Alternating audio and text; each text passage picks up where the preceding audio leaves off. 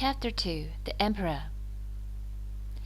As soon as the Emperor of the land heard about the giant man, he came to see Gulliver. But they couldn't understand each other either. "I need to think about this," said the Emperor. Leaving his soldiers to guard Gulliver, he strode off.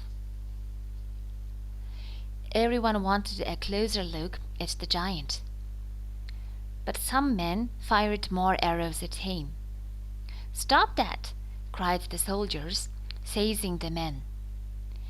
"Here," one shouted, "let's give them to the giant to punish." Gulliver picked up one of the troublemakers and opened his mouth. The little man wriggled and howled with terror. He was sure he was going to be eaten. Meanwhile, the Emperor was thinking hard. What should he do about Gulliver? He decided to ask his advisors.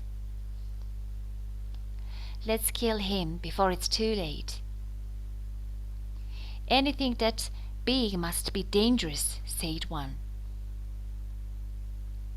But as they were talking, two men arrived. They were full of news about the man who had fired arrows at Gulliver. "The guards gave them to the giant to punish." "He's a joker. He pretended to eat one, and then he'll let them go all go." The Emperor was delighted. "Let's keep him," he said. "Give him plenty of food, make him some new clothes, and teach him our language." Soon Gulliver had everything he needed, but he was still held in the temple like a prisoner. Chapter 3. Freedom. Gulliver learned the people's language as quickly as he could. Then he asked to see the Emperor. "Please set me free," he pleaded. The Emperor wasn't sure.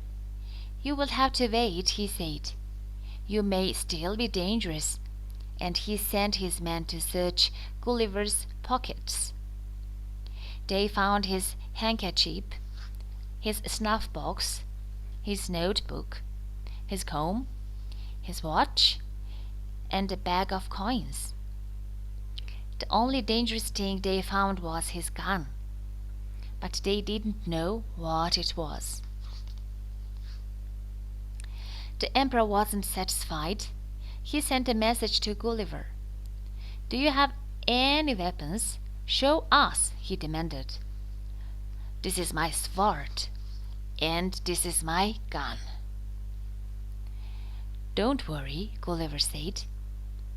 "You can have them." He handed his sword and gun to the guards, and the Emperor relaxed, but he still didn't set Gulliver free. Gulliver just had to wait.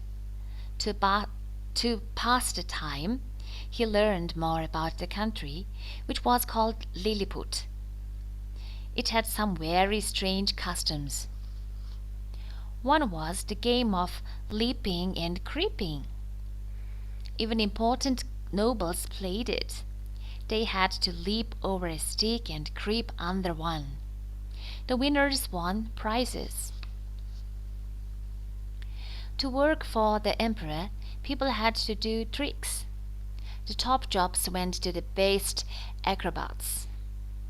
Up, up, and over. Gulliver thought this custom was very odd, but he didn't show it.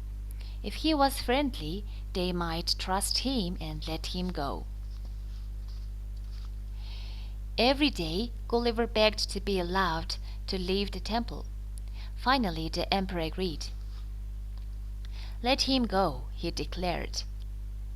"The giant may walk where he likes, but he must ask first, and he must stay on the main roads."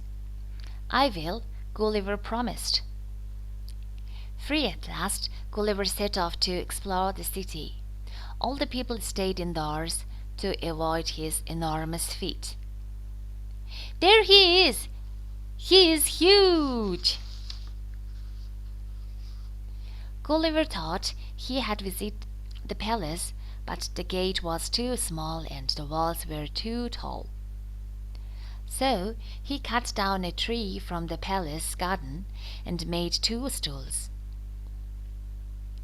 With a stool on either side of the wall, he could step over into the palace courtyard. Inside, he was taken to meet the Empress and her children. "Welcome," said the Empress. She held out her hand for Gulliver to kiss. Gulliver explored the entire city before he returned to his temple that night.